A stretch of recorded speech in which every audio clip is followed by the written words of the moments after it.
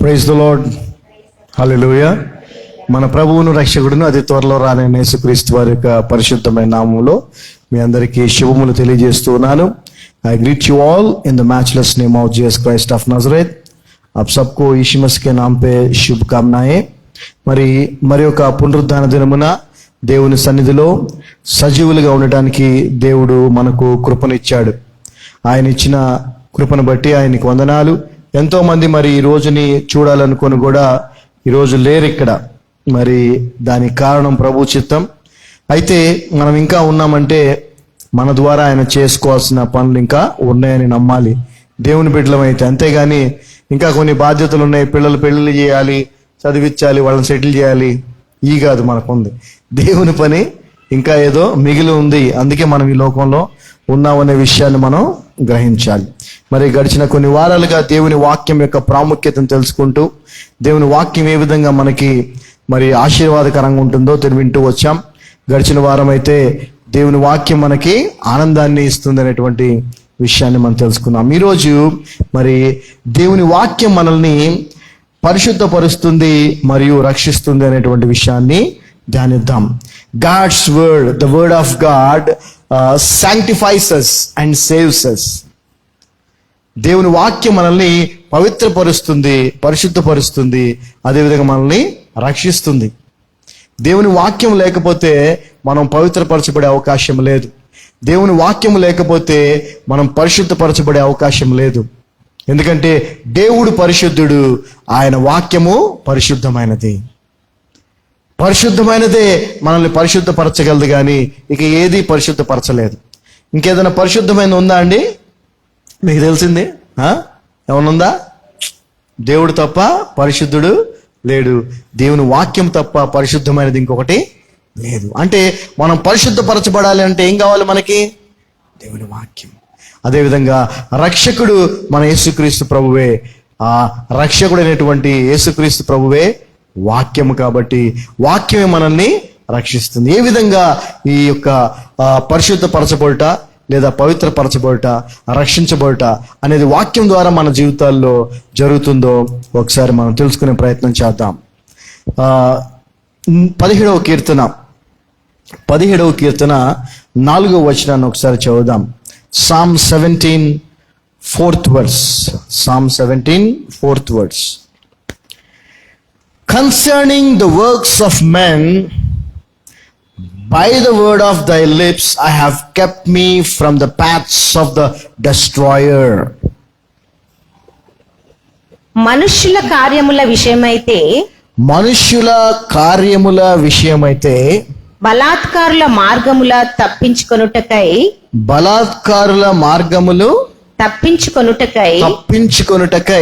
నీ నోటి మాటను బట్టి నన్ను నేను కాపాడుకొని ఉన్నాను.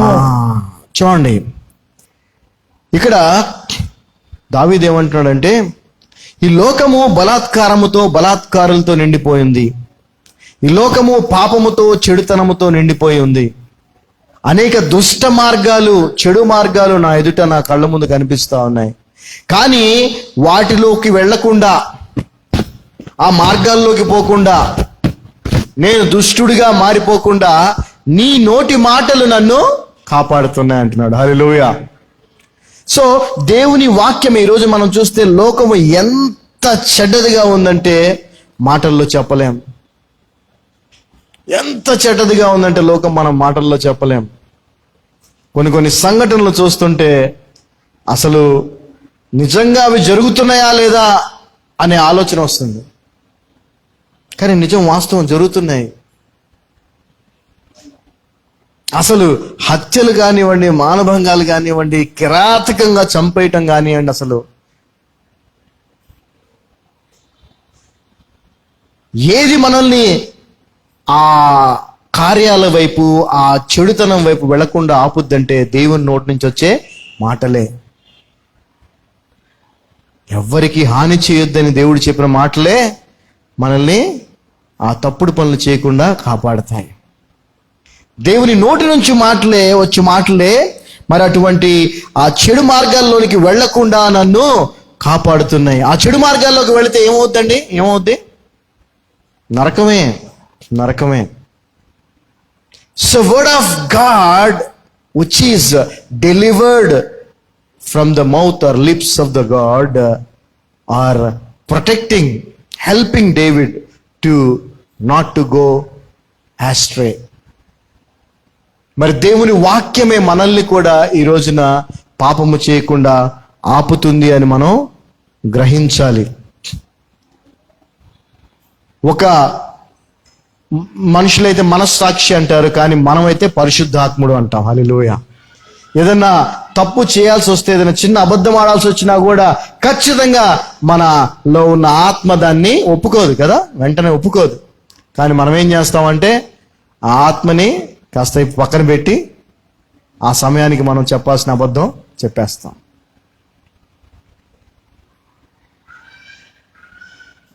దేవుని వాక్యము, దేవుని ఆత్మ, దేవుడు, రక్షకుడైన యేసుక్రీస్తు ప్రభు అన్నీ ఒకటే, మనందరికీ బాగా తెలుసు. సో వాక్యమే మనల్ని కాపాడుతుంది. ఇంకొక సందర్భాన్ని కూడా మనం చూద్దాం. 119వ కీర్తన. ఈ రోజున క్రైస్తవులు సహితము పాపం చేస్తున్నారు, క్రైస్తవులు సహితము చెడు పనులు చేస్తున్నారంటే దానికి కారణం ఏంటంటే వాక్యం లేకపోవటం వాళ్ళ జీవితాల్లో. వాక్యం ఉంటే ఆ తప్పులు పాపాలు చేయలేరు. వాక్యము నీలో ఉంటేనే దేవుడు నీలో ఉన్నట్టు. వాక్యము తప్ప ఏది నిన్ను కాపాడలేదు, వాక్యము తప్ప ఏది నిన్ను గద్దించలేదు, వాక్యము తప్ప ఏది నిన్ను హెచ్చరించలేదు.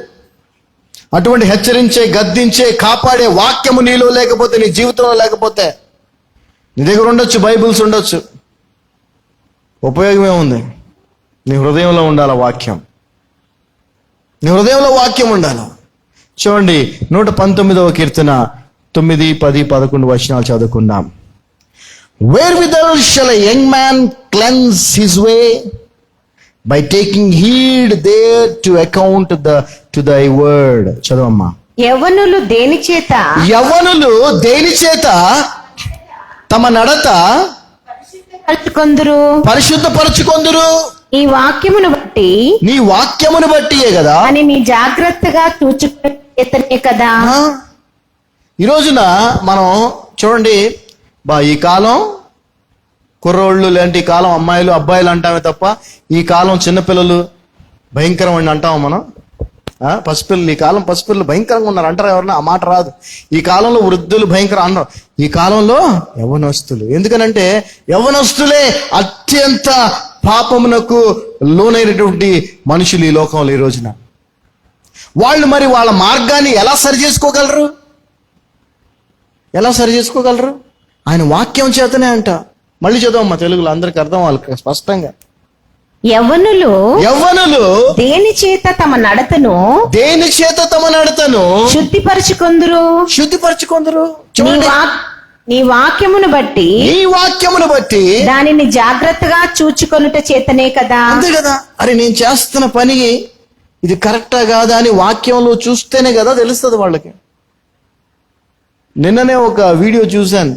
బెంగళూరులో ఒక అమ్మాయిని ఒక వ్యక్తి ఎంత కిరాతకంగా చంపేశాడు. పీజీ హాస్టల్లో పక్కన రూమ్స్లో అందరు అమ్మాయిలు ఉన్నారు, ఏం చేస్తారు? ఏం చేయలేరు. పొడిచి గొంతు కోసేసి వెళ్ళిపోయాడు. అయినా కూడా ఆ అమ్మాయి అక్కడ ఉంటే, అలా కూర్చొని అలా ఉంటే వీళ్ళు దగ్గర కూడా వెళ్ళట్లా, భయపడిపోతాం, వెళ్ళట్లా, ఎవరెల్లా కూర్చొని అలా పడిపోయింది అమ్మాయి. ఆ అమ్మాయి ఫ్రెండ్ వీడి గర్ల్ ఫ్రెండ్ అంట.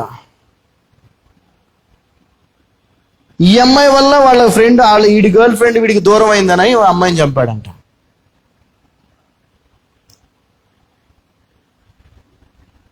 ఎలా మారతారు యవ్వనులు? ఒక తండ్రి, సొంత తండ్రి సొంత బిడ్డల్ని 5 లేదా 2, 3, 4 సంవత్సరాల బిడ్డల్ని పాడు చేస్తున్నాడు సొంత తండ్రి. ఎలా మారతారు వీళ్ళంతా? ఎలా మారతారు? ఎవరు మారుస్తారు? దేవుని వాక్యము వలన మాత్రమే వాళ్ళు మారతారు, లేకపోతే మారలేరు. ఇక ఏది చదివినా, ఇక ఏది తెలుసుకున్నా వాళ్ళ మార్పు రాదు.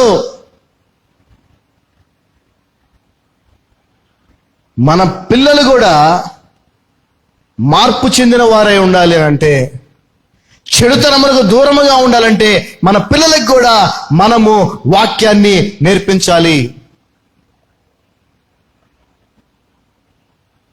బాలుడు నడవవలసిన త్రోవను వానికి చిన్ననాటనే నేర్పించము, అప్పుడు పెద్దవాడైనా కూడా దాని నుండి తొలగిపోడు. ఏది ఈ రోజున వాక్యం? నీ బిడ్డల జీవితం సరిగా లేదు అని అంటే దానికి కారణం నీ బిడ్డల జీవితాల్లో వాక్యము లేదు, అంతే. వాక్యము ఎవరి జీవితంలో అయితే ఉంటుందో వారు ఖచ్చితంగా సరిగా ఉంటారు. వారు ఎప్పుడు తప్పుడు పనులు చెయ్యరు కూడా, ఖచ్చితంగా నేను చెప్పగలను.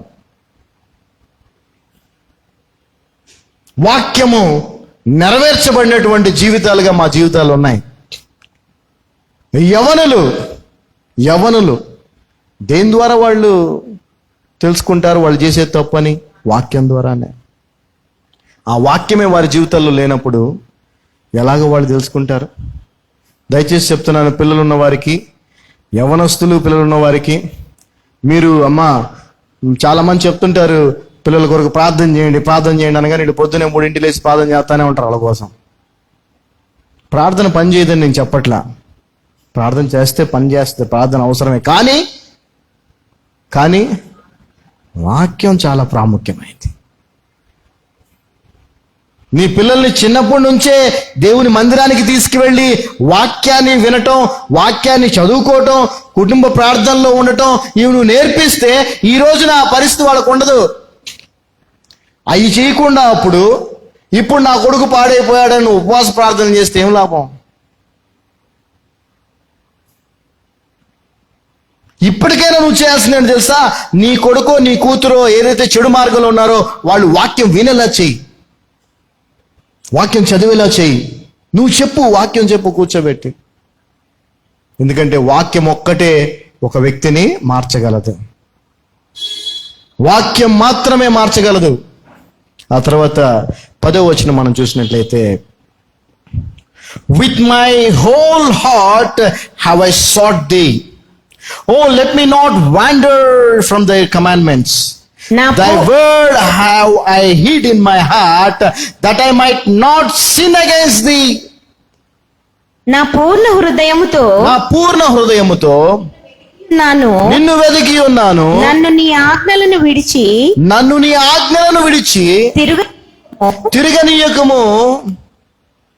నీ ఎదుట నేను పాపము చేయకుండానట్లు నా హృదయంలో నీ వాక్యము ఉంచుకొని ఉన్నాను.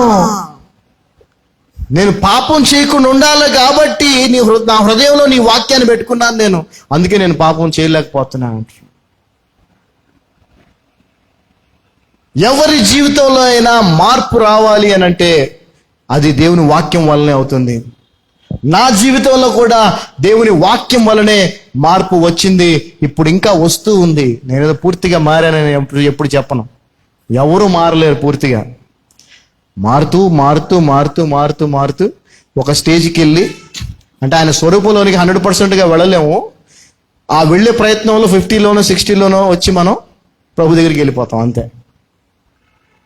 100% ఆయన స్వరూపంలోకి మార్చబడటం అనేది it's not possible for a human being. కాబట్టి దేవుని వాక్యమే నిన్ను నన్ను మారుస్తూ వస్తుంది, ఈ లోకము నుంచి పాపం నుంచి కాపాడుతూ వస్తుంది. ఒకవేళ ఏదైనా తప్పులు పొరపాట్లు చేస్తే మనల్ని పరిశుద్ధపరుస్తూ, మనల్ని పవిత్రపరుస్తూ, వాక్యం ద్వారా ఉదక స్నానం చేయిస్తూ మనల్ని కడుగుతూ వస్తుంది. ఈ వాక్యము లేకపోతే మనము పరిశుద్ధపరచబడే అవకాశం లేదు. ప్రత్యేకంగా యవ్వనస్తులు చాలా బాధేస్తుంది నాకు. నేను చూస్తా ఉన్నాను, నాకు తెలిసిన నా బంధువుల్లో, నా స్నేహితుల్లో, నాకున్నటువంటి పిల్లల వయసులో ఉన్న పిల్లలు ఎంతోమంది భయంకరమైన పరిస్థితుల్లో ఉన్నారు.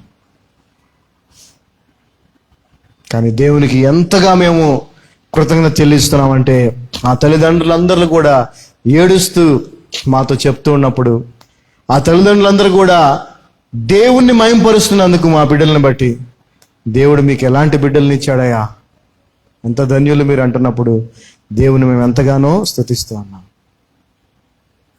దానికి కారణం ఏంటంటే చిన్ననాటి నుంచి వారిని దేవుని వాక్యములో పెంచటం. దయచేసి యవనస్తులు, మన పిల్లలు, మన స్నేహితుల పిల్లలు, బంధువుల పిల్లలు ఎంతోమంది చాలా భయంకరమైన పరిస్థితిలో ఉన్నారు. అంతేందుకు మనమే భయంకరమైన పరిస్థితుల్లో ఉన్నాం. మనం ముందు పవిత్రపరచబడకపోతే, ముందు మనం పరిశుద్ధపరచబడకపోతే, ముందు మనం మారకపోతే మన పిల్లలు ఎలా మారుతారు? నువ్వు నేను మారాలంటే కూడా వాక్యమే. ఆ వాక్యంలో కూడా అన్నీ కాదండి, అన్నీ కాదు, క్రీస్తు బోధ మాత్రమే. హల్లెలూయా. క్రీస్తు బోధ మాత్రమే. దయ్యముల బోధలు ఉన్నాయి, దయ్యముల బోధలు ఉన్నాయి. ఈ రోజున అన్ని విషయాల్లో మనం మోడరేట్గా ఉండాలి అని చెప్పేవారుగా ఈ లోకం ఉంది. మోడరేట్గా ఉంటే తప్పు లేదని చెప్పేవారుగా ఈ లోకము ఉంది. మోడరేట్గా మందు తాగినా తప్పు లేదని చెప్పే సంఘం కూడా ఉంది. మందు తాగి చక్కగా అందరు కూర్చొని మందు తాగి వచ్చి పుల్పిట్ మీద వాక్యం చెప్పేటువంటి సంఘాలు కూడా ఉన్నాయి. అది తప్పు కాదు అని. రీసెంట్గా ఒక న్యూస్ చూశాను. ఒక ఆయన వైన్ అమ్ముతున్నాడు, $100 బాటిల్. ఏంటంటే ప్రార్థన చేశాడంట ఆయన. ప్రార్థన చేస్తే అప్పుడు కానాలో జరిగిన వివాహంలో యేసు ప్రభు నీళ్ళని ద్రాక్షరసంగా ఎలా నీటిని ద్రాక్షరసంగా ఎలా మార్చాడో అలాగా ఇతను ప్రార్థన చేస్తే నీళ్లు ద్రాక్షరసంగా మారినాయి అంట. అదే ద్రాక్షరసం ఇదని చెప్పి $100 అమ్ముతున్నాడు ఒక ఆయన. అలాంటి రోజుల్లో మనం ఉన్నాం. అందుకే చెప్తున్నాను కదా, వాక్యం అనగానే అన్ని వాక్యాలు కాదు, వాక్యం అనగానే అన్ని చోట్ల వాక్యం కాదు, సంఘం అనగానే అన్ని సంఘాలు కాదు. క్రీస్తు బోధ చాలా ప్రాముఖ్యమైంది. క్రీస్తు బోధ, అపోస్తుల బోధ చాలా ప్రాముఖ్యమైంది. యోహాను సువార్త 15వ అధ్యాయం 3వ వచనం చదవండి. ప్రభు ఏమంటున్నాడు? యోహాను సువార్త 15వ అధ్యాయం 3వ వచనం. Now ye are clean through the word. Now ye are clean through the word which I have spoken unto you. నేను మీతో చెప్పిన మాటను బట్టి, జాగ్రత్త గమనించండి, నేను మీతో చెప్పిన మాటను బట్టి మీరిప్పుడు పవిత్రులై ఉన్నారు. హల్లెలూయా. ఎలా అయ్యామండి పవిత్రులం మనం? శిష్యులతో అంటున్నాడు ఆయన, నేను ఇప్పుడు మీతో చెప్పిన మాటలను బట్టి మీరు పవిత్రులై ఉన్నారు. హల్లెలూయా. అంటే మనల్ని పవిత్రపరిచేది ఏంటి? ఆయన మాటలు, క్రీస్తు మాటలు. గుర్తుపెట్టుకోండి, మళ్ళీ చెప్తున్నాను, క్రీస్తు మాటలు, క్రీస్తు బోధ. పాత నిబంధన నిన్ను పవిత్రపరచదు, గుర్తుపెట్టుకో. No way that you can be sanctified by the Old Testament. అక్కడ మాటతో పవిత్రపరచబడే అవకాశం లేదు, అక్కడ క్రియల ద్వారా. ఎన్ని క్రియలు చేసినా ఓ తప్పు చేస్తే మొత్తం 0. కాబట్టి అవకాశం లేదు. కొత్త నిబంధనలో యేసుక్రీస్తు ప్రభు వారు రక్తము చిందించి మన కొరకు ప్రాణం పెట్టాడు, చూసావు సిలువలో. ఆ కార్యము చేయుట ద్వారా, ఆయన మాట ద్వారా మనము పవిత్రపరచబడ్డాం. మళ్ళీ చదవమ్మ వచనాన్ని. నేను మీతో చెప్పిన మాటను బట్టి, నేను మీతో చెప్పిన మాటను బట్టి మీరిప్పుడు పవిత్రులై ఉన్నారు. మీరిప్పుడు పవిత్రులై ఉన్నారు. ఇప్పుడు మీరు పవిత్రులై ఉన్నారు. ఇప్పుడు అంటే ఆయన మాటను వినుటను బట్టి, ఆయన మాట మన హృదయాల్లోనికి వెళ్ళటాన్ని బట్టి, ఆయన మాటను మనం అనుసరించి జీవించటాన్ని బట్టి మనం పవిత్రులమయ్యామని ప్రభు స్పష్టంగా చెప్తాడు. సో మనం పవిత్రం దేని వల్ల అవుతామండి? తెల్లబట్టల వల్ల, మంచిగా తలస్నానం చేయటం వల్ల, మొక్కుని గుండు కొట్టించుకుంటేనా? చెప్పండి. ఆయన మాటను బట్టి, ఆయన మాట ద్వారానే, వాక్యం ద్వారానే మనం పవిత్రపరచబడతాం. ఎఫెసీయులకు రాసిన పత్రిక 5వ అధ్యాయము, ఇది మనందరికీ తెలిసినటువంటి వాక్యమే, కానీ ఇప్పుడు చాలా అవసరం, Ephesians 5th chapter 26-27 verses. That he might sanctify and cleanse it with the washing of water by the word. Sanctify and cleanse. that he might present it to himself a glorious church, not having spot or wrinkle or any such thing, but that it should be holy and without blemish. చదవమ్మా. క్రీస్తు కూడా సంఘమును ప్రేమించి అది కళంకమైనను ముడత అయినను అట్టిది మరి ఏదైనను లేక పరిశుద్ధమైనదిగా. సంఘం అంటే ఏంటండి? బిల్డింగ్ కాదు. బిల్డింగ్ ని కడుగుతాడా ఏంటి ఆయన? వాక్యం పెట్టి కల్వరి టెంపుల్ బిల్డింగ్ ని కడుగుతాడా ఆయన?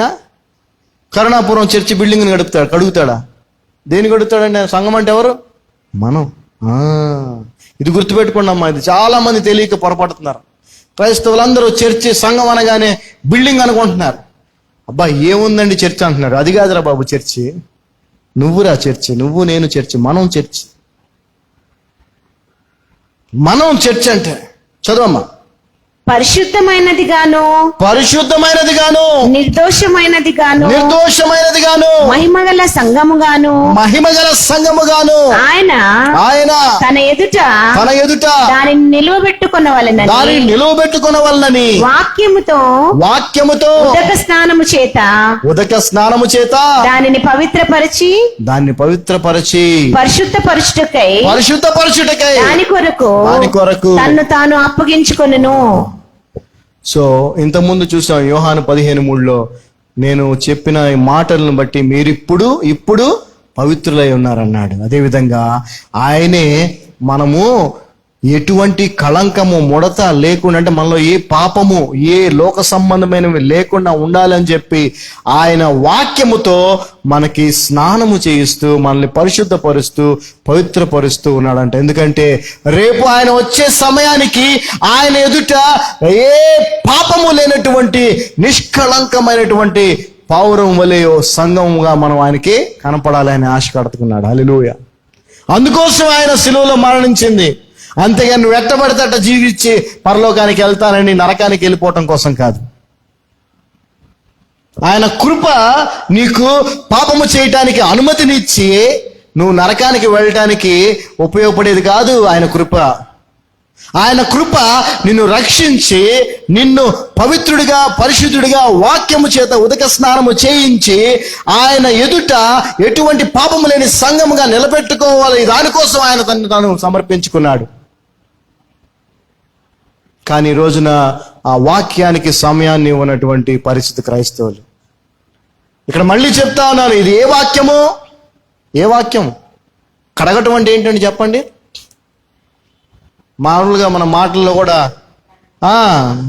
అన్నా మొన్న వాడు ఫంక్షన్లో కనిపించాడన్నా, వాడికి కడిగి పడేసా. అప్పుడు ఏదో నా గురించి అన్నాడంట కదా, మొన్న కలిశాడన్న అక్కడ కడిగేసాను అండి అంటాడు కదా. అంటే దాని అర్థం ఏంటి? వాడేరా ఈ పదం విన్నారా మీరు? కడిగేయటం అనే ఊరుకుంటానా నేను? కడిగి పడాను దాని అర్థం ఏంటి? తీసేయటం అన్నమాట. అంటే ఏదైతే అభిప్రాయం ఉందో వాడిలో, లేదంటే ఏదైతే దాన్ని క్లియర్ చేయటం. నువ్వేం చేసినా పర్లేదు, సంఘానికి వస్తే చాలు, ఇక్కడికి రండి, ఇక్కడ ప్రభు ఉన్నాడు. ఇలాంటి మాటలు పనికిరావు. నువ్వు తప్పు చేస్తున్నావు అని చెప్పాలి, ఆ తప్పుని సరి చేసుకోమని చెప్పాలి. అది కడగటం అంటే. దేవుని వాక్యం మనల్ని ఏం చేయాలి? పవిత్రపరచాలి, పరిశుద్ధపరచాలి. నువ్వు ఎలా ఉన్నా పర్లేదు, దేవుడు నిన్ను క్షమిస్తాడు. నువ్వు చేస్తున్నా చేయబోతున్న పాపాలు కూడా దేవుడు క్షమించేశాడంటే ఏమైనా అర్థం ఉందా దానికి? ఇలా చెప్పేవాళ్ళు ఎంతోమంది ఉన్నారు. ఇలా చెప్పటం వలన పాపపు పనులు చేయటం మానేసిన వాళ్ళు మళ్ళీ ప్రారంభించిన వాళ్ళు కూడా ఉన్నారు. నేను చూశాను వ్యక్తిగతంగా. బాప్తిజం తీసుకొని ప్రభువుకి జీవితాన్ని సమర్పించుకొని చేస్తున్న పొరపాట్లు ఏతున్న తాగుడు ఇట్లాంటి అన్ని కూడా విడిచిపెట్టి మంచిగా బతుకుతున్నటువంటి యవ్వనస్తుడు ఒక బోధకుడు చెప్పిన మాట విని, ఏది నువ్వు చేస్తున్నా చేయబోయే పాపాలు కూడా దేవుడు ముందుగానే సిలువలో క్షమించేశాడన్న మాట విని, ఓహో ఆల్రెడీ పాపాలని క్షమించేశాడా, ఫ్యూచర్ కూడా క్షమించేశాడా, అయితే ఇప్పుడు నేను తాగినా ఆల్రెడీ క్షమించేశాడు కదా అని చెప్పాడు. మళ్ళీ తాగడం మొదలు పెట్టాడు. వాళ్ళ అమ్మ వచ్చి నా దగ్గర బోర్నే ఏరిచింది. నేను అన్నాను మరి ఆయన అట్లాంటి సంఘానికి వెళ్తే అదే పరిస్థితి అని చెప్పాను. మళ్ళీ చెప్తున్నాను, క్రీస్తు బోధ జాగ్రత్తగా గమనించండి. ఎప్పుడు మన మైండ్లో అదే ఉండాలి. ఇప్పుడు క్రీస్తు బోధ, క్రీస్తు బోధ, క్రీస్తు బోధ, అపోస్తుల బోధ, అదే అదే నిజమైన బోధ. అది కాకుండా ఈ రోజున దయ్యముల బోధలు ఉన్నాయి.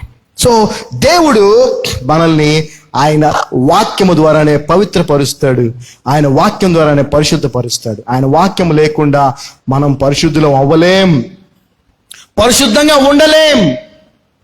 ఒకవేళ ఈరోజు ఇక్కడ దేవుడు తన వాక్యము ద్వారా మనల్ని పరిశుద్ధపరిచి పవిత్రపరిచినా కూడా మళ్ళీ బయటికి వెళ్ళిన తర్వాత మళ్ళీ మలినమయ్యేటువంటి పరిస్థితి మనకు ఉందా లేదా? ఉంది. అయితే ఏం చేయాలి మనం అప్పుడు? మళ్ళీ రాత్రికి మళ్ళీ వాక్యం ద్వారా ఏం చేయాలా? పవిత్రపరచబడాలా. ఏ రోజుకి ఆ రోజు ఎప్పటికప్పుడు మనం వాక్యము చేత పవిత్రపరచబడుతూ పరిశుద్ధపరచబడుతూ ఉండాలి. హల్లెలూయా. వాక్యం ఎంత అవసరం అర్థం చేసుకోండి. వాక్యము తప్ప ఏది మనల్ని పవిత్రపరచలేదు. హెబ్రీయులకు రాసిన పత్రిక 10వ అధ్యాయము, Hebrews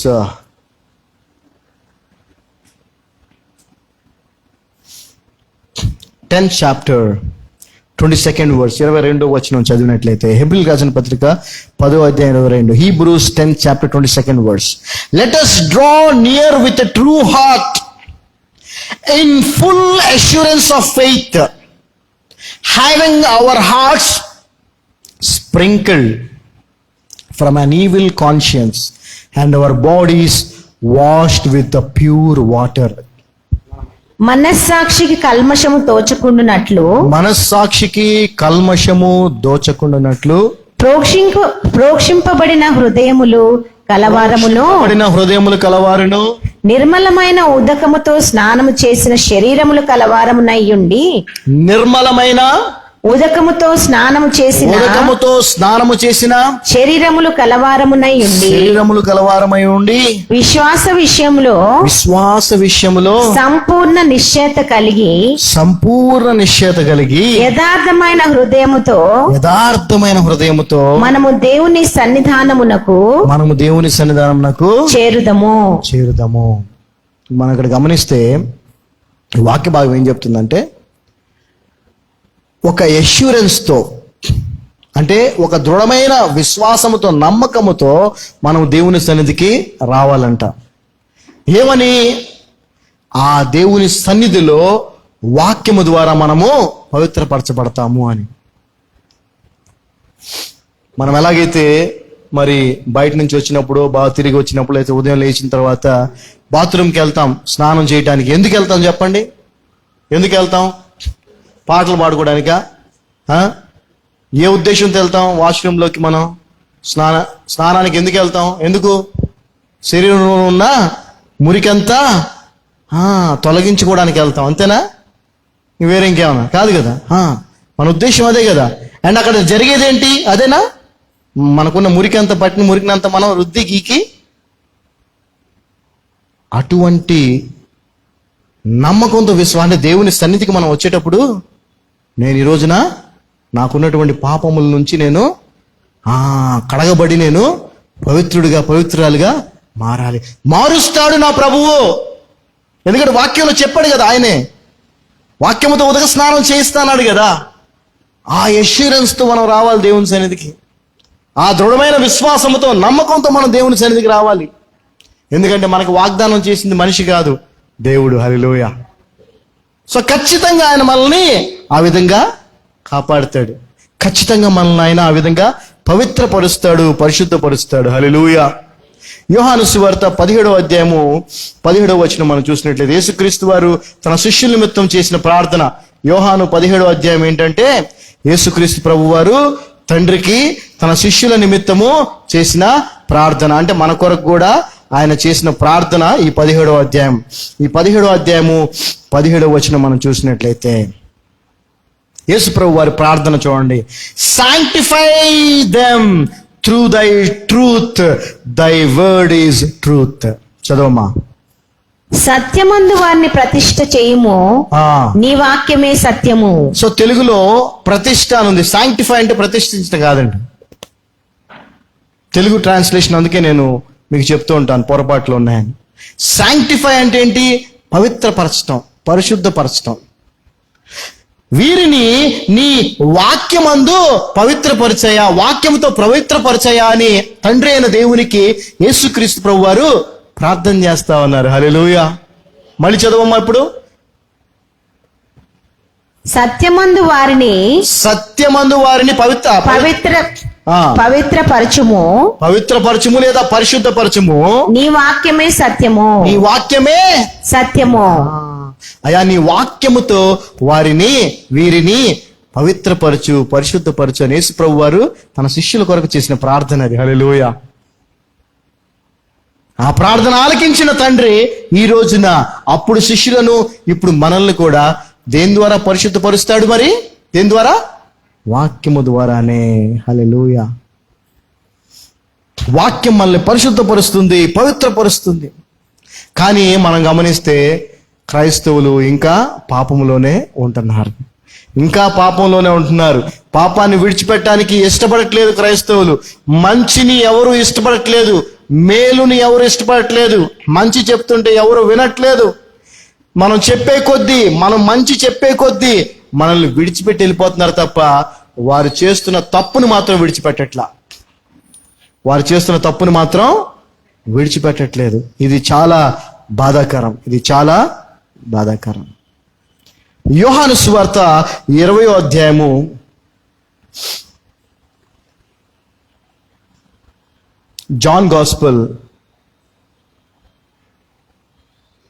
20th chapter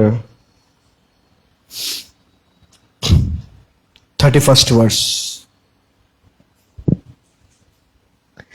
But these are written that ye might believe that Jesus is the Christ, the Son of God, and that believing ye might have life through his name. చదవమ్మా. యేసు దేవుని కుమారుడైన క్రీస్తు అని మీరు నమ్మునట్లును నమ్మి ఆయన నామమందు జీవం పొందునట్లును ఇవి వ్రాయబడెను. ఇప్పుడు దేవుని వాక్యం ఏదైతే ఉందమ్మా, ఆ వాక్యము మరలా చెప్తున్నాను, కొత్త నిబంధనలో క్రీస్తు బోధ ఏదైతే ఉందో ఆ వాక్యము యేసు దేవుని కుమారుడని, ఆయనే క్రీస్తు అని, ఆయనే రక్షకుడని, ఆయన ద్వారా రక్షణ, ఆయన ద్వారా తప్ప పరలోక రాజ్యానికి వెళ్ళే మార్గమే లేదని కొత్త నిబంధనలో ఉన్నటువంటి క్రీస్తు బోధ చెప్తా ఉంది. అవునా కదా? ఇది ఖురాన్ చెప్తుందా? ఈ విధంగా చెప్తుందా? లేదు. దాన్ని కూడా ముస్లిం సహోదరులు దేవుడిచ్చిన వాక్యంగా వాళ్ళు దాన్ని నమ్ముతున్నారు. కానీ అది చెప్తుందా యేసుక్రీస్తు ప్రభువే మార్గము, సత్యం, జీవం, ఆయనే దేవుడు అని చెప్తుందా? చెప్పట్లా. భగవద్గీతలో చెప్పారా పోనీ యేసుక్రీస్తు ప్రభు దేవుడు, ఆయన ద్వారా రక్షణ అని? ఏం చెప్తుంది? దేవుని వాక్యమే చెప్తుంది ఆ మాట. దేవుని వాక్యమైనటువంటి క్రీస్తు బోధ అయినటువంటి నూతన నిబంధనే చెప్తా ఉంది యేసుక్రీస్తు ప్రభువే రక్షకుడు అని. ఆయన నమ్మితేనే నువ్వు రక్షించబడతావు అని. అంటే the basic salvation itself which is being saved from eternal death which is hell. మనకి కావలసినటువంటి ప్రాథమిక రక్షణ అయినటువంటి నరకమును తప్పించుకునేటువంటి రక్షణ ఏదైతే ఉందో ఆ రక్షణను కూడా క్రీస్తు బోధ అయినటువంటి దేవుని వాక్యమే మనకు అందిస్తుంది. ఆ వాక్యం ఏమని చెప్తుంది? యేసుక్రీస్తు ప్రభువును నువ్వు నమ్మితే రక్షించబడతావు. ఆయన యుద్ధకు వస్తే ఆయన రక్తము ద్వారా నీ పాపములను కడిగి నిన్ను క్షమించి నీకు పరలోక రాజ్యాన్ని ఇస్తాడని దేవుని వాక్యమే చెప్తా ఉంది. అయితే మనము ఈ లోకములో పవిత్రపరచబడటం, పరిశుద్ధపరచబడటం, పాపం నుంచి దూరంగా ఉండటం, ఇవన్నీ కూడా వాక్యమే. అలా ఉండాలంటే మనకు కావాల్సిన వాక్యమే. వాటికంటే ముందు ప్రయారిటీగా చూసినటువంటి బేసిక్ ఏదైతే ఉందో రక్షించబడటం అనేది, పాపముల నుంచి క్షమించబడటం అనేది, అది కూడా ఈ వాక్యం ద్వారానే మనకు కలుగుతా ఉన్నాయి. హల్లెలూయా, హల్లెలూయా. రోమీయులకు రాసిన పత్రిక 1వ అధ్యాయం 16వ వచనం. రోమన్స్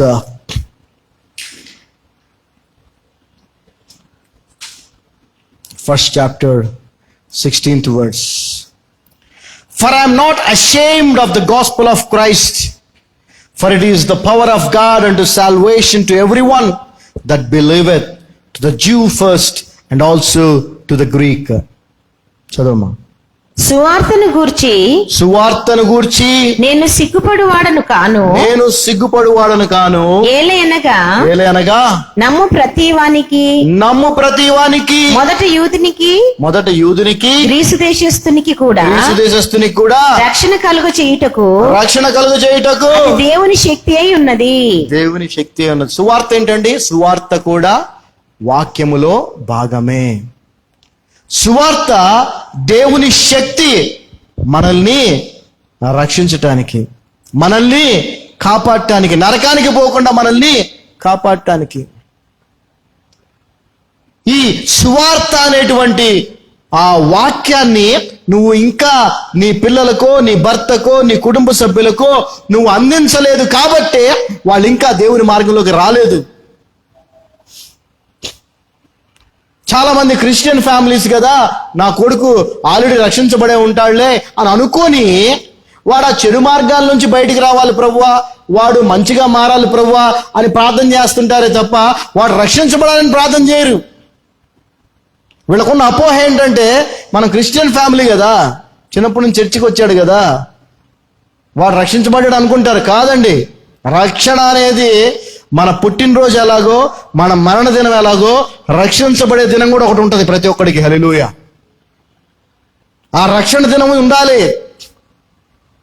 అది ఆ వ్యక్తి, ఆ బిడ్డ, ఆ అమ్మాయి గాని అబ్బాయి గాని ఆ వ్యక్తి ఎవరైతే ఉన్నారో వారు వారి పాపములను దేవుని సన్నిధిలో ఒప్పుకొని యేసుక్రీస్తు ప్రభువే నిజమైన రక్షకుడని నమ్మినప్పుడు జరుగుద్ది అది. అలా కాకుండా అలవాటుగా కుటుంబంతో కలిసి పండగలు చేసుకోవటం లేదా చర్చిలకు వెళ్ళటం వల్ల అది జరగదు. సో దయచేసి యవ్వనస్తులు ఉన్నటువంటి తల్లిదండ్రులు ఎవరైతే మీ పిల్లలు బాగుపడాలి, మంచి మార్గంలోకి రావాలని ప్రార్థనలు చేస్తున్నారో దయచేసి ముందు వారు రక్షించబడ్డారో లేదో తెలుసుకోండి. ఎందుకు తెలుసు? సువార్త అందరూ తెలుసా? సువార్త తెలిసి ఉండొచ్చు, కానీ దాన్ని అంగీకరించారా? దాన్ని అంగీకరించి బైబిల్ వాక్యం చెప్పిన పని వాళ్ళు చేశారా? పాపాలు దేవుని ఎదుట ఒప్పుకున్నారా? పశ్చాత్తాపడ్డారా? అది లేకపోతే బేసిక్ రక్షణే లేదు కాబట్టి వాళ్ళకి దేవుళ్ళు మంచి మార్గంలోకి రావడం అనేది జరిగే అవకాశం లేదు. గుర్తుపెట్టుకున్నా, ఇది చాలా ఇంపార్టెంట్. చాలా క్రైస్తవ కుటుంబాలు తల్లిదండ్రులు పొరపడుతుంది ఇక్కడే, సాతాను మోసం చేస్తుంది ఇక్కడే. వాడు అలవాట్లు మానేయాలి, మంచిగా అవ్వాలని ప్రార్థన చేస్తున్నారే తప్ప అసలు ముందు వాడు యేసు ప్రభుని సొంత రక్షకుడిగా అంగీకరించాడా లేదా అది పట్టించుకోవట్లా. అది జరిగిన తర్వాతే కదా పరిశుద్ధాత్మ దేవుడు వస్తాడు అతనిలోకి. ఆ పరిశుద్ధాత్మ దేవుడు వచ్చినప్పుడే కదా ఈ వాక్యం వాడికి అర్థం అవుద్ది. పరిశుద్ధాత్ముడు లేకుండా వాక్యం మనకు అర్థం కాదండి. పరిశుద్ధాత్మ దేవుడిని టీచర్ అని బైబిల్ చెప్తా ఉంది, బోధకుడని. సో దయచేసి తల్లిదండ్రులుగా ఉన్నటువంటి మీరు జాగ్రత్తగా గమనించండి. మీ యవ్వనస్తులైనటువంటి పిల్లలు వ్యక్తిగతంగా యేసుక్రీస్తు ప్రభువుని రక్షకుడిగా అంగీకరించి వారి పాపములు ఒప్పుకున్నారా లేదా? పిల్లల కోసం బాప్టిజం తీసేసుకున్నంత మాత్రాన రక్షించబడినట్టు కాదు. వ్యక్తిగతంగా పర్సనల్ సేవియర్గా ఒప్పుకున్నారా లేదా? అది కూడా వాక్యం ద్వారానే జరుగుతుంది. ఎఫెసీయులకు రాసిన పత్రిక 2వ అధ్యాయం 8వ వచనం మనం చూసినట్లయితే, Ephesians 2nd chapter 8th verse, we all know, మనందరికి బాగా తెలిసినటువంటి వచనం. ఎఫెసీయులకు రాసిన పత్రిక 2వ అధ్యాయం 8వ వచనం, for by grace are ye saved through faith, and that not of yourselves, it is the gift of God. చదవమ్మా. మీరు విశ్వాసము ద్వారా కృపచేతనే రక్షింపబడి ఉన్నారు. కృపచేతనే రక్షించబడి ఉన్నారు. ఇది మీ వలన కలిగినది కాదు, దేవుని వరమే. చదవ, మళ్ళీ ఇంకోసారి చదువు. మీరు విశ్వాసము ద్వారా. దేని ద్వారా అండి? విశ్వాసం ద్వారా. కృపచేతనే రక్షింపబడి కృపచేతనే ఉన్నారు. రక్షించబడి ఉన్నారు. ఇది మీ వలన కలిగినది కాదు, కాదు, దేవుని వరమే. దేవుని వరమే. మరి ఈ వరాన్ని నీ కుటుంబ సభ్యులు, నీ పిల్లలు, యవ్వనస్తులు ప్రత్యేకంగా ఈ రోజున దేవుడు ఎందుకు మాట్లాడుతాడో నాకు తెలియదు. యవ్వనస్తులు ఎవరైతే ఇంకా రక్షణ లేకుండా ఉన్నారో, క్రైస్తవులైనప్పటికి కూడా, వారందరికీ దేవుడు తెలియజేస్తున్నాడు, మీరు ముందు రక్షించబడాలి. అది విశ్వాసము ద్వారానే. విశ్వాసం ఎలా వస్తుంది? రోమా 10:17 చెప్పండి. రోమా 10:17 వినుట వలన ఏం వింటే వస్తుంది విశ్వాసం? క్రీస్తుని గూర్చి దేవుని వాక్యమును వింటే వస్తుంది విశ్వాసం. హల్లెలూయా. ఎప్పుడు నీ బిడ్డలను నువ్వు రక్షణలోకి నడిపించుకుంటావు? చాలా మంది సేవకుల పిల్లలే ఈ రోజున కాదు, నేను చిన్నతనం నుంచి చూస్తున్న పరిస్థితి ఏంటంటే, సేవకుల పిల్లలే దేవునికి చాలా దూరంగా ఉన్న పరిస్థితి నేను ఎంతో చూశాను. వీళ్ళంతా ఫోకస్ అంతా పరిచర్య మీద పెడతారు. పాపం తప్పు కాదు, అది తప్పేం కాదు, కరెక్టే. ఫోకస్ అంతా పరిచర్య, దేవుని పని అటు ఇటు. పిల్లలు, ఫ్యామిలీని అంతగా వాళ్ళు ఆలోచించరు. ఎంతో మందిని రక్షణలోకి తీసుకొస్తారు, కానీ సొంత పిల్లల విషయంలో వాళ్ళు దెబ్బతింటారు. అందుకే బైబిల్ ఏం చెప్తా ఉందంటే, ఆ మాటను మర్చిపోద్దు. మొదట నీవు, నీ ఇంటి వారు రక్షించబడాలి.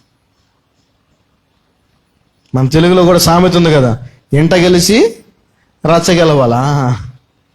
ముందు నువ్వు నీ ఫ్యామిలీకి రక్షించబడకుండా నువ్వు బయట ఒక 1000 మందిని రక్షణలోకి నడిపిస్తే ఓకే, మంచిదే, కానీ నీ పిల్లలు వాళ్ళు నరకానికి వెళ్ళిపోతారుగా.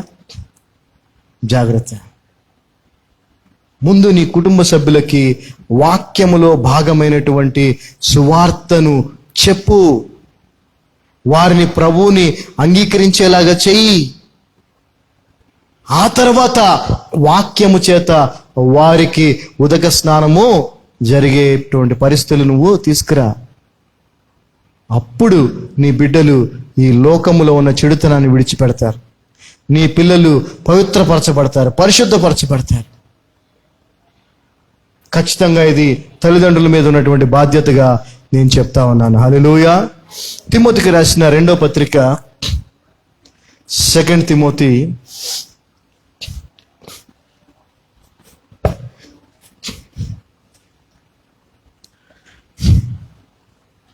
3rd chapter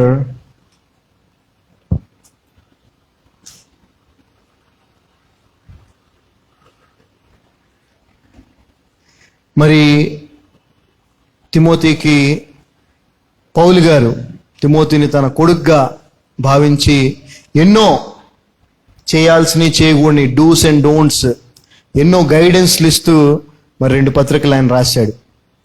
అందులో ఈ 2వ పత్రికలో 3వ అధ్యాయం 14-15 వచనాలు మనం చదువుదాం. ఇక్కడ ఏమంటున్నాడంటే, but continue thou in the things which thou hast learned and has been assured of, knowing of whom thou hast learned them, and that from a child thou hast known the holy scriptures, which are able to make thee wise unto salvation through faith which is in Christ Jesus. చూడండి, క్రీస్తు యేసునందు ఉంచవలసిన, జాగ్రత్తగా గమనించి చిన్న చదువు, క్రీస్తు యేసునందు ఉంచవలసిన విశ్వాసము ద్వారా రక్షణార్థమైన జ్ఞానము నీకు కలిగించుటకు శక్తిగల పరిశుద్ధ లేఖనములను అంటే ఏమర్థమవుతుందండి? అంటే నిన్ను రక్షించగలిగేది ఏంటి? వాక్యమే. మళ్ళీ చదవమ్మా. క్రీస్తు యేసునందుంచవలసిన విశ్వాసము ద్వారా రక్షణార్థమైన జ్ఞానము నీకు కలిగించుటకు శక్తిగల పరిశుద్ధ లేఖనములను బాల్యము నుండి నీ వెరుగుదు కనుక. ఎప్పటి నుంచి అంటే బాల్యము నుండి నీవు ఎరుగుదు గనక. అంటే ఇక్కడ పౌలు గారు తిమోతికి లెటర్ రాస్తూ ఈ మాటని ఆయన చెప్తున్నాడు. అంటే ఇంకా చెప్పాలంటే నాకంటే నువ్వు ధన్యుడివి అన్నట్టే అక్కడ. ఎందుకంటే బాల్యము నుండి ఇతనికి తెలియదు, ఇతనికి తెలియదు. కానీ నువ్వు బాల్యం నుండి నువ్వు ఎరిగిన వాడవు. ఏ లేఖనాలు? నిన్ను రక్షించేటువంటి మరి ఈ రోజున బాల్యం నుండి మీరు మీ పిల్లలకు ఆ రక్షణకు కారణమైనటువంటి లేఖనాలైనటువంటి క్రీస్తు బోధను, సువార్తను మీరు చెప్తున్నారా లేదా? నిజమైన క్రైస్తవుడు తన పిల్లల్ని బట్టి సంతోషించేది ఎప్పుడనంటే తన పిల్లలు రక్షణను పొందుకున్నప్పుడు. కానీ ఈ రోజున దాన్ని ఎవ్వరూ పట్టించుకోవట్లా. పిల్లోడు బాగా చదువుకొని క్లాసులో ఫస్ట్ వస్తే ఎంతో ఆనందం. పిల్లోడు ఏదన్నా గేమ్స్లోకి వెళ్ళి ఏదైనా గోల్డ్ మెడల్ సాధిస్తే ఎంతో ఆనందం. పిల్లోడు మంచి పాటలు పాడితే మ్యూజిక్లో అది చేస్తే ఇది చేస్తే ఎంతో ఆనందపడుతున్నారు. అవన్నీ సెకండరీ. ముందు నీ పిల్లోడు రక్షించబడ్డా? తిమోతి విషయంలో పౌలు గారు అంటున్నారు, నువ్వు చిన్నప్పటి నుంచే నీకు ఆ లేఖనాలు తెలుసు. చదవమ్మా. శక్తిగల పరిశుద్ధ లేఖనములను బాల్యము నుండి నీవెరుగుదువు గనుక నీవు నేర్చుకుని రూఢి అని తెలుసుకున్నవి. నీవు నేర్చుకుని రూఢి అంటే అష్యూర్డ్ ప్రామిసెస్ ఆఫ్ గాడ్, ఖచ్చితంగా ఇది నెరవేరుతుంది అని నువ్వు తెలుసుకున్నటువంటి విషయాలు ఏవైతే ఉన్నాయో, ఎవరి వలన నేర్చుకుంటివో ఆ సంగతి తెలుసుకొని వాటి యందు నిలకడగా ఉండుము. ఎవరి నుంచి తెలుసుకున్నాడు తెలుసా అండి? వాళ్ళ అమ్మమ్మ గారి పేరు లోయిస్ కదా, వాళ్ళ అమ్మగారి పేరు యూనికే. సో వారి దగ్గర నుంచి మీరు 5వ వచనం మనం చూసినట్లయితే 2వ అధ్యాయము 2 తిమోతి 1వ అధ్యాయం 5వ వచనం మనం చూసినట్లయితే, when I call to remembrance the unfeigned faith that is in thee, which dwelt first in thy grandmother Lois and thy mother Eunice, and I am persuaded that in thee also. చదవమ్మా 1:5. చాలా ఉంది ఇందులో. నా ప్రార్థనయందు ఎడతెగక నిన్ను జ్ఞాపకం చేసుకొనుచు నీ కన్నీళ్లు తలుచుకొని నాకు సంపూర్ణ ఆనందము కలుగుటకై నిన్ను చూడవలనని రేయింబగలు అపేక్షించుచు నీ అందున్న మొత్తం కలిసి ఉంది పాస్టర్. Okay, 2 Timothy 1:5. ఆ విశ్వాసము మొదట నీ అవ్వయైన లోయలోను నీ తల్లి అయిన యునికేలోను వసించెను. అది నీ యందు సహా వసించుచున్నది ఉన్నదని నేను రూఢిగా నమ్ముచున్నాను. సో మనం అనుకుంటాం కానండి, దేవుని ప్రణాళికే, దేవుని చిత్తమే విశ్వాసులైనటువంటి అంటే చెదరని విశ్వాసం కలిగినటువంటి తల్లిదండ్రులు ఉండటం కూడా ఎంతో ఆశీర్వాదకరం. నేను ఖచ్చితంగా చెప్పగలను, మా అమ్మగారు మార్తా జాన్, మా అమ్మగారు, ఆమె విశ్వాసాన్ని నేను చిన్నప్పటి నుంచి చూశాను. చెదరని విశ్వాసం. నేను తెలిసిన దగ్గర నుంచి అప్పుడు ఏదో పిచ్చి నమ్మకం, విశ్వాసం నాది. నేను మా అమ్మగారికి ప్రార్థన చేసుకునేవాడిని. నాకు తెలియదు కదా అప్పుడు, ఏమి తెలియదు. అంటే మా అమ్మని దేవుల్లో, వాక్యంలో, ప్రార్థనలో అలా ఉండటం చూసి నాకేమనిపించేదంటే అమ్మకి ప్రార్థన చేసుకోవాలనుకునేవాడిని. అనుకుని తెలియక ఏదైనా మ్యాచ్ ఆడేటప్పుడు కానీ ఎగ్జామ్ రాసిన మా అమ్మకి ప్రార్థన చేసుకునేవాడిని. అది తప్పని తర్వాత తెలిసింది.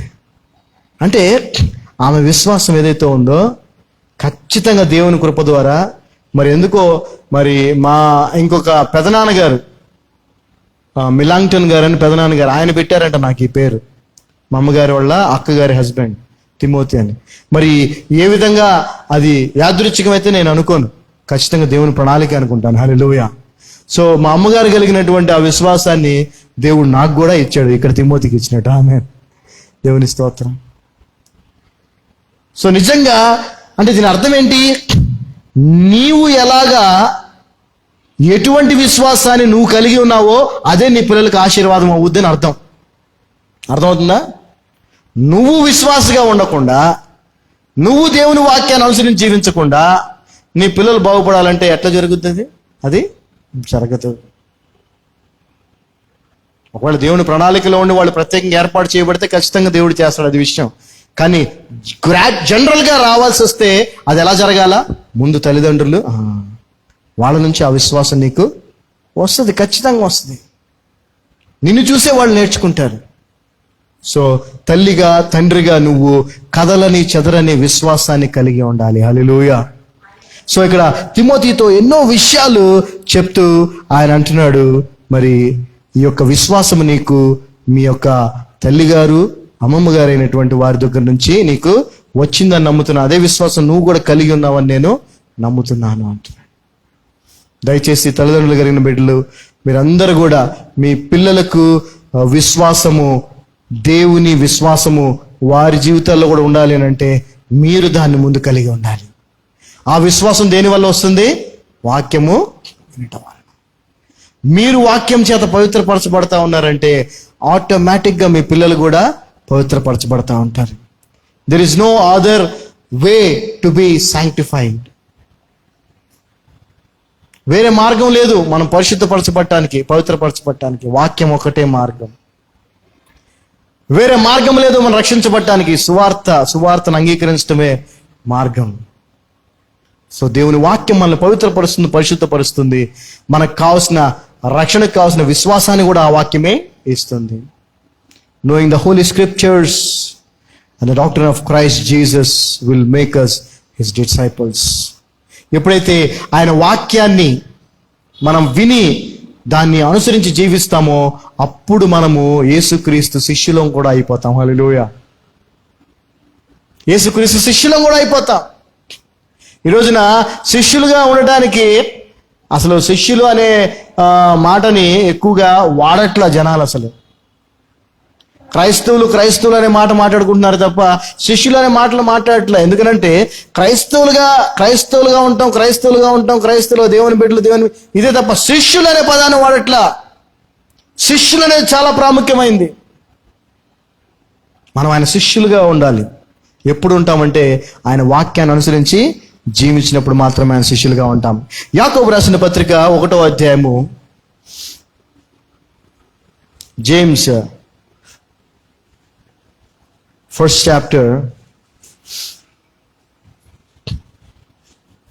19 to 22 verses. యాకోబు రాసిన పత్రిక 1వ అధ్యాయము 19 నుంచి 22 వరకు చదువుకుందాం. Wherefore my beloved brethren, let every man, చూడండి ఇక్కడ every man అంటే ప్రతి మనిషి అని, పాస్టర్లు మాత్రమే అని కాదు, లేదంటే సంఘ పెద్దలని మాత్రమే కాదు. Let every man be swift to hear, slow to speak, slow to wrath. Swift to hear అని అంటే వినటానికి ఆతురపడే వారిగా ఉండాలి. దేవుని వాక్యాన్ని వినటానికి ఆసక్తి కలిగిన వారిగా ఉండాలి. దేవుని వాక్యం వినే విషయానికి వచ్చినప్పుడు ఫస్ట్ ఉండాలి, ముందు ఉండాలి. చదవమ్మా తెలుగులో. నా ప్రియ సహోదరులారా, మీరు ఈ సంగతి ఎరుగుదురు గనుక ప్రతి మనుషుడు వినుటకు వేగిరపడువాడును మాట్లాడుటకు నిదానించువాడును కోపించుటకు నిదానించువాడునై ఉండవలెను. సో మనం అసలు ఎదుటి మాట్లాడినాం, అసలు ఎదుటి చెప్పేది మనం వినం, మనం చెప్పుకుంటూ పోతానే ఉంటాం. అందుకే మనం నేర్చుకోలేం. If you want to learn something, you must be diligent in hearing. Swift to hear.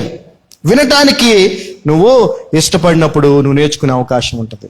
So వినటానికి వేగిరపడమంటున్నాడు, అదేవిధంగా మాట్లాడటానికి కోపగించుకోవడానికి నిదానించమంటున్నాడు. అదేవిధంగా for the wrath of man worketh not the righteousness of God. ఎందుకనగా నరుని కోపము దేవుని నీతిని నెరవేర్చదు. సో మనము దేవుని వాక్యాన్ని వినటానికి ఆతురపడాలి, వేగిరపడాలి. దేవుని సన్నిధికి కూడా ఆ ఆతురతోనే, ఆ వేగిరపాటుతోనే దేవుని సన్నిధికి వాక్యాన్ని వినడానికి రావాలి. దేవుని సన్నిధికి వాక్యాన్ని వినడానికి ఎందుకు రావాలంటే, ఈ రోజు నేను దేవుని సన్నిధికి వెళ్ళి నాలో ఉన్న పాపములన్నీ కూడా కడిగి వేసుకోవాలి. నాలో ఉన్న మలినమంతా కూడా మనం స్నానం చేయడానికి ఎలా వెళ్తామో అలాగే దేవుని మందిరానికి రావాలి. నాలో ఉన్న పాపమంతా కడిగి వేయబడాలి దేవుని వాక్యం చేత అని. కడిగి వేయబడుతుందనే అష్యూరెన్స్తో రావాలి. ఇంతకుముందు చూసిన వచనంలో. ఎందుకనంటే దేవుని వాక్యము వాగ్దానం చేస్తా ఉంది. హల్లెలూయా. And 21st verse, wherefore lay apart all filthiness and superfluity of naughtiness, and receive with meekness the engrafted word, which is able to save your souls. అందుచేత సమస్త కల్మషమును విర్రవీగుచున్న దుష్టత్వమును మాని లోపల నాటబడి మీ ఆత్మలను రక్షించుటకు శక్తిగల వాక్యమును సాత్వికముతో అంగీకరించుడి. This is what. ఈ రోజున క్రీస్తు బోధను చెప్తుంటే అంగీకరించడానికి ఇష్టపడట్లేదు క్రైస్తవులు. స్వీకరించడానికే ఇష్టపడట్లేదు. అంగీకరించడం అనేది సెకండరీ. క్రీస్తు బోధను చెప్తుంటే క్రీస్తు బోధ ఏంటి? నిన్ను నిష్కళంకముగా, మలినము లేకుండా, ముడత లేకుండా నీకు స్నానం చేయించి, ఉదక స్నానం చేయించి ఆయన ఎదుట పరిశుద్ధంగా నిలబెట్టుకోవాలని ప్రయత్నం చేసేది క్రీస్తు బోధ. అటువంటి వాక్యాన్ని ఎవరు అంగీకరించట్లా. కానీ అంగీకరించినప్పుడే మీ ఆత్మలు రక్షించబడతాయి. మళ్ళీ చదువు ఇంకోసారి 20. అందుచేత సమస్త కల్మషమును విర్రవీగుచున్న దుష్టత్వమును. ఈ బ్యాడ్ బిహేవియర్, సూపర్ ఫ్లూయిటీ అని అంటే అన్నెసరీ, అనవసరమైన మాటలు మాట్లాడటం, అనవసరమైన పనులు చేయటం. అదే విధంగా నాటినెస్ అంటే బ్యాడ్ బిహేవియర్. సో ఇలాంటివన్నీ కూడా వదిలేసుకొని మాని లోపల నాటబడి మీ ఆత్మలను రక్షించుటకు శక్తిగల వాక్యమును. చూడండి, మన ఆత్మలను రక్షించేది దేవుని వాక్యమే. ఎప్పుడు రక్షిస్తుందో కూడా ఇక్కడ ఈ వచనం చెప్తుంది. అది మన హృదయంలో నాటబడి ఉన్నప్పుడే. ఇటు విని ఇటు వదిలేస్తే ఉపయోగం లేదు. ఆ వాక్యం ఇటు విని ఇటు వదిలేస్తే అది నేను రక్షించదు. నువ్వు విన్న వాక్యము నీ హృదయములో నాటబడితే ఆ నాటబడిన వాక్యమే నీ ఆత్మను రక్షిస్తుంది. నీ పిల్లల హృదయాల్లో కూడా వాక్యం నాటబడేలాగా నువ్వే చేయాలా.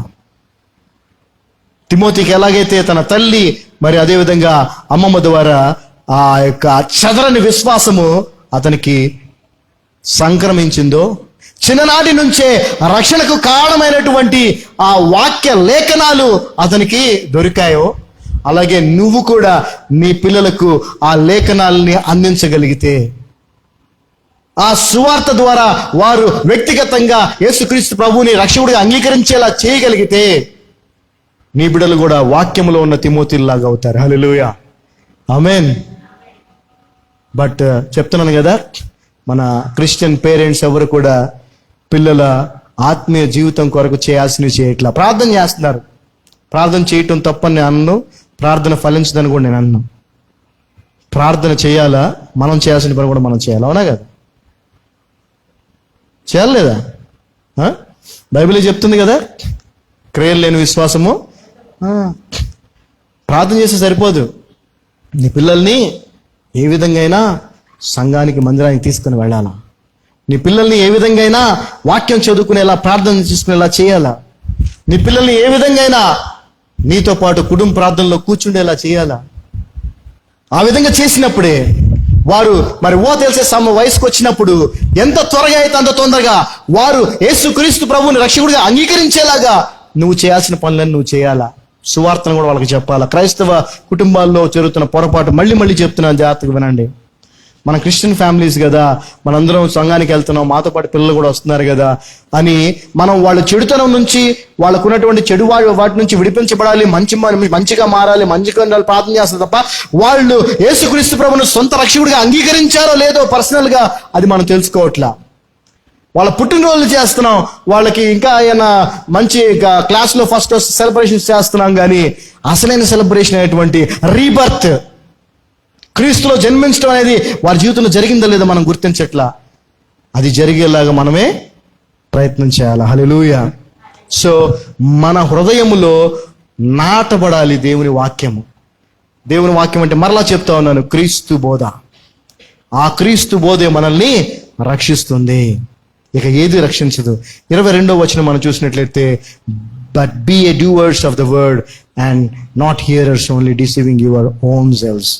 ఇది క్రైస్తవ సమాజంలో ఎక్కువగా మనం చూస్తున్నటువంటి పరిస్థితి ఈ రోజున. చదవమ్మా.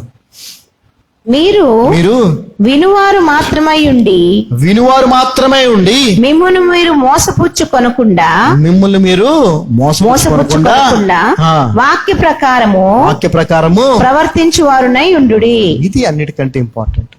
ఎప్పుడైతే మనము ఆ వాక్యానుసారంగా జీవిస్తామో అప్పుడు మన జీవితాలు ఆయనకి అంగీకారంగా ఉంటాయి.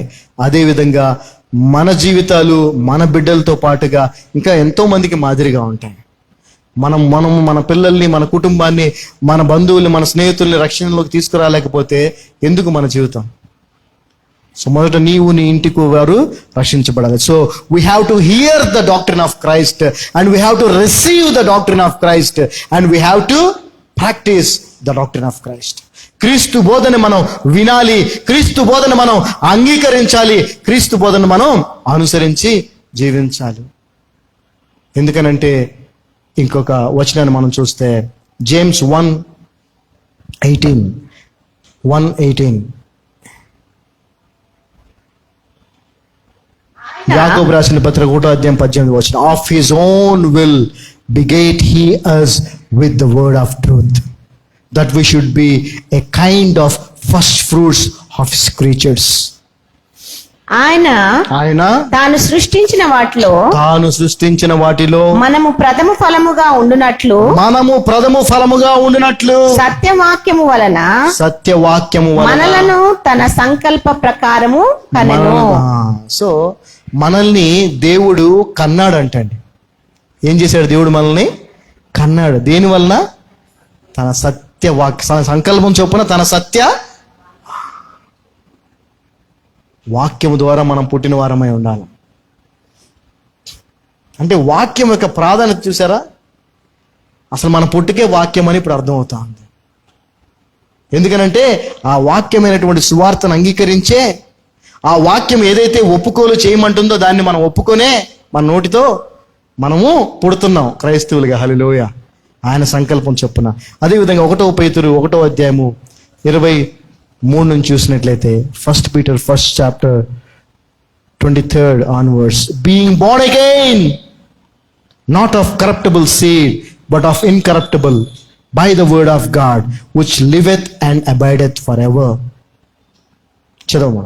మీరు క్షయబీజము నుండి కాక శాశ్వతమగు జీవము గల దేవుని వాక్య మూలముగా అక్షయ బీజము నుండి పుట్టింపబడిన వారు కనుక నిష్కపటమైన సహోదర ప్రేమ కలుగునట్లు మీరు సత్యమునకు విధేయులౌట చేత మీ మనస్సులను పవిత్రపరచుకొనిన వారై ఉండుడి. ఇంగ్లీష్ లో మనం చూసినట్లయితే చక్కగా being Born again of not corruptible seed but incorruptible. అంటే మన పుట్టుకే వాక్యము ద్వారా అన్నప్పుడు వాక్యానికి మరణం ఉందా? అలాగే మనకు కూడా మరణం లేదు. హల్లెలూయా. యేసు ప్రభు వారు అన్నారు కదా, నా యందు విశ్వాసం ఉంచువాడు ఎన్నటికీ మరణించడు.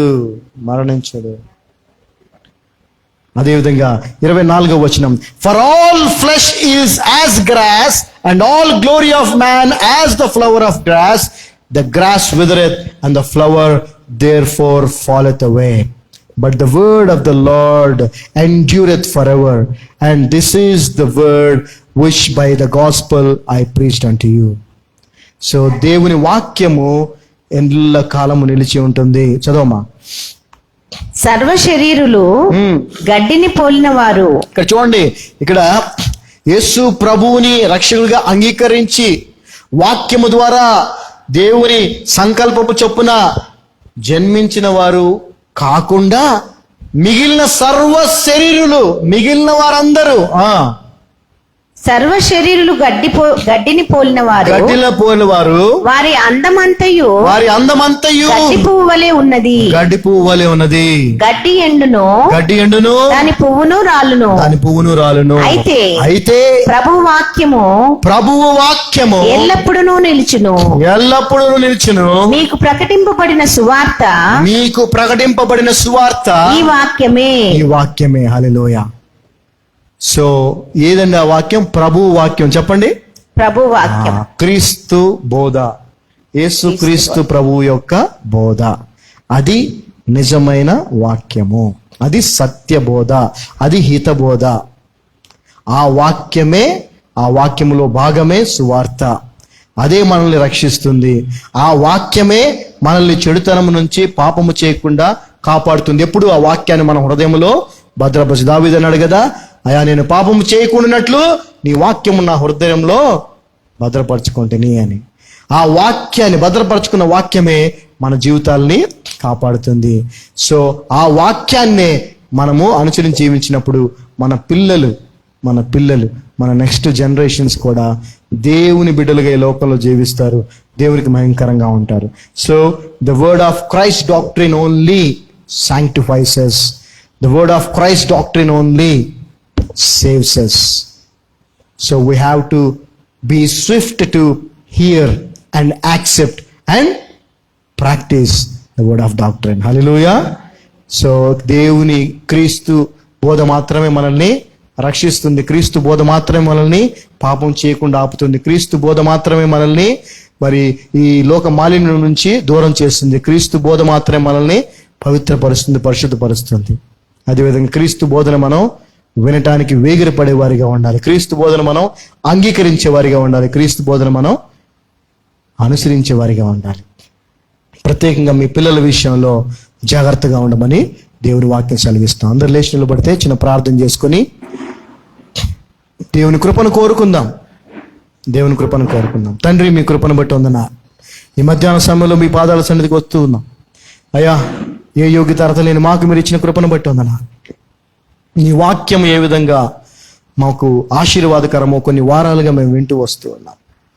ఈ వారమునైనా నీ వాక్యమే మమ్మల్ని పవిత్రపరుస్తుంది, పరిశుద్ధపరుస్తుంది మరియు రక్షిస్తుంది అనేటువంటి సత్యాన్ని మాకు తెలియజేశారు. ఏ విధంగానూ మాకు తెలియజేశారు. ఏ విధంగా మేము మా జీవితాల్ని మార్చుకోవాలో, ఏ విధంగా మేము మా పిల్లల జీవితాలు మార్చబడటానికి మేము మాదిరిగా ఉండాలో మాకు తెలియజేసినందుకు వందనాలు. నీ సేవలో ఆఖరి క్షణం వరకు, నీ రాకడ వరకు మమ్మల్ని వాడుకోమని యేసునామమున ప్రార్థిస్తున్నాం తండ్రి. Amen. Praise the Lord. God blessed us. We are all blessed.